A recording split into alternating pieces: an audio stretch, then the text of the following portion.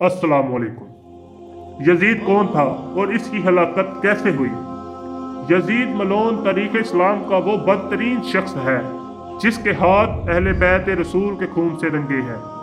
इसकी सियासी शख्सियत और कारनामे इसे फिरऔन, नमरूद और कारून की सफ में खड़ा कर देती है, जिसका अंजाम आखिरत में भयानक तरीन और बाइस इबरत होगा।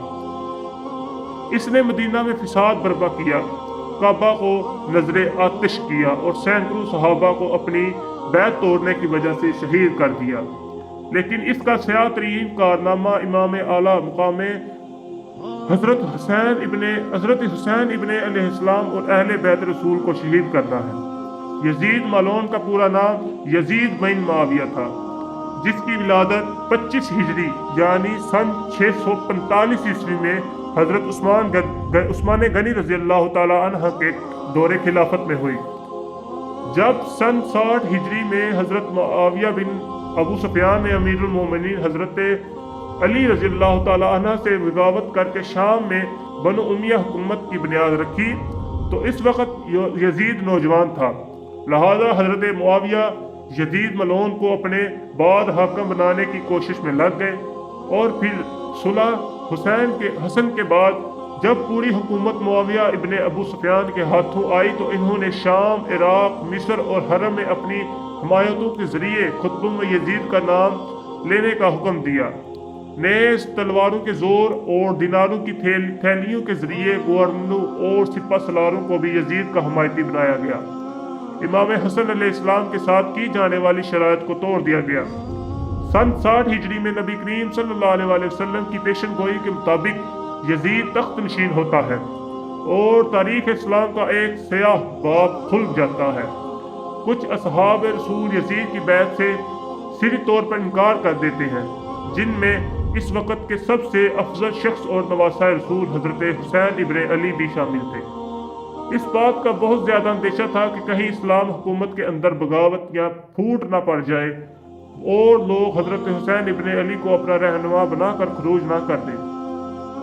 इस जुर्म में इमाम हुसैन और अहले बैत रसूल को सन 61 हिजरी में मैदान करबला में यजीद के हुक्म से शहीद कर दिया जाता है और इनके सर को बतौर इबरत शाम के बाजारों में नेज़ों पर बुलंद किया जाता है और लोगों को दिखाया जाता है कि बगावत का अंजाम क्या होता है। यजीद की ज़ाती जिंदगी को मोरखीन ने ख्वाहिशी, बुराई, खबासत और सरकशी से बड़ा लिखा हुआ है।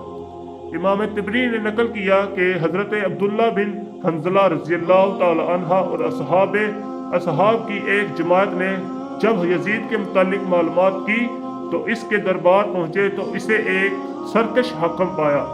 लिहाजा हजरत अब्दुल्ला बिन हंजला कहते हैं कि खुदा की कसम हम यजीद के दरबार से इस हाल में बाहर निकले कि हमें आसमान से पत्थर बरसने का खौफ था।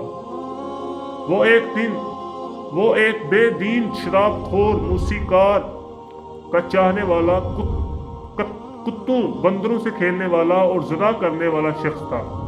अल्लामा मसूदी लिखते हैं कि यजीद की जिंदगी फिरौन की मिसल थी।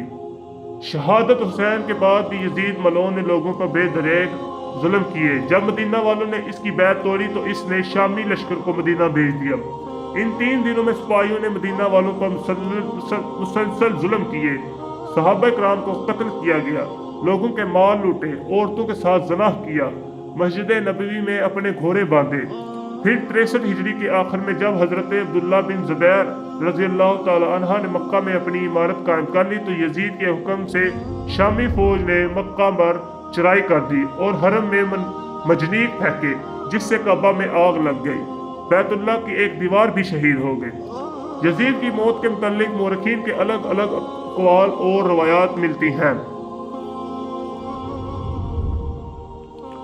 जिनमें सबसे ज़्यादा बासिंद और सही कौल ये है कि शहादत हुसैन के वाक़े के बाद जब यजीद अपने जश्न और तकब्बर में मस्त था, इस वक्त इसने मक्का पर हमला करने का हुक्म जारी किया। यह सुनकर 64 हिजरी रबीउल अव्वल का महीना था। चंद ही दिनों में वो एक मौजी बीमारी में मुब्तला हो गया। इसके पेट में खतरनाक दर्द उठा, जिससे इसकी आंतें सड़ने लगी और इनमें कीड़े पैदा होने लगे। دمشق کے بڑے بڑے طبیب کو بلایا گیا، لیکن وہ بھی اس بیماری سے یزید کو شفا یاب کرنے میں ناکام ہو جاتے ہیں، کیونکہ یہ اللہ تعالیٰ کی طرف سے قہر تھا جو اسے قبر تک لے جانے والی تھی۔ آنتوں کے سڑنے کے بعد وہ بستر پر مچھلی کی طرح تڑپنے لگا اور اپنے بستر پر پاؤں مارتا تھا۔ وہ رات بھر درد کے مارے چیختا اور اپنی تکلیف کی شدت سے جب چیخیں مارتا تو خنزیر کی طرح آوازیں نکلتی۔ اگر پانی پیتا تو حلق میں جا کر چھڑی چلنے جیسی تکلیف محسوس کرتا، اور نہ پیتا تو سینے میں آگ لگ جانے والی جلن محسوس کرتا۔ تاریخ کی کتابوں کے مطابق 15 ربیع الاول کے دن اسی حالت میں تڑپتے ہوئے وہ واصل جہنم ہوا۔ جب اس کے درباری اس کے قریب گئے تو یزید کی لاش سے بھیانک بدبو آنے لگی، جس سے لوگ دور بھاگنے لگے۔ ایک روایت کے مطابق اسے مقام حرین میں دفن کیا گیا ہے۔ اللہ اکبر۔ اللہ پاک ہم سب کا حامی و ناصر ہو اور ہمیں اپنے صراط مستقیم پر چلنے کی توفیق عطا فرمائے۔ آمین ثم آمین۔ السلام علیکم۔